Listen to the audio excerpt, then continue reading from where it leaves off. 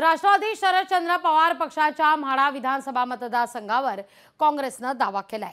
मिनल साठेंना उमेदवारी देण्याची काँग्रेसची आता मागणी आहे। पदाधिकाऱ्यांनी अशी मागणी केली आहे। म्हाड्याच्या जागेवरून राष्ट्रवादी शरदचंद्र पवार पक्ष आणि काँग्रेसमध्ये रस्सीखेच पाहायला मिळणार आहे। म्हाडा मतदारसंघात काँग्रेस जनसंवाद यात्रा सुद्धा काढते।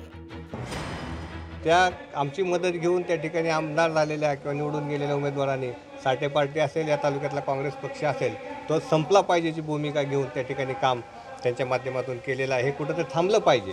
काल आता लोकसभेच्या निवडणुका झाल्या, मोहिते पाटलाच्या कुटुंबानंतर या मतदारसंघामध्ये जास्त प्रचार कुणी केला असेल म्हाडा मतदारसंघामध्ये तर मिनल साठेंनी नगराध्यक्षांनी केला आहे। त्याच गोष्टीवरती आम्ही काँग्रेस पक्षाकडे त्या ठिकाणी उमेदवारी हा म्हाडा विधानसभा मतदारसंघ काँग्रेसने आघाडीमधून काँग्रेसला घ्यावा आणि तिकीट आम्हाला द्यावं किंवा काँग्रेसने आघाडीकडे शिफारस करावी आणि आघाडीतून आम्हाला उमेदवारी द्यावी अशा पद्धतीचे प्रयत्न त्या ठिकाणी आहेत। आम्ही काँग्रेसकडून मागणी तिकीटासाठी केलेलीच आहे, पण आजपर्यंत महाविकास आघाडीचं काम आम्ही प्रामाणिकपणे करत आलेलो आहोत।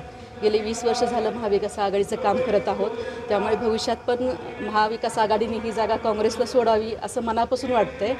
पण बघूया वरिष्ठ नेते काय ठरवत आहेत ते। लोकशाही मराठी ऐका, पहा, जागरूक रहा।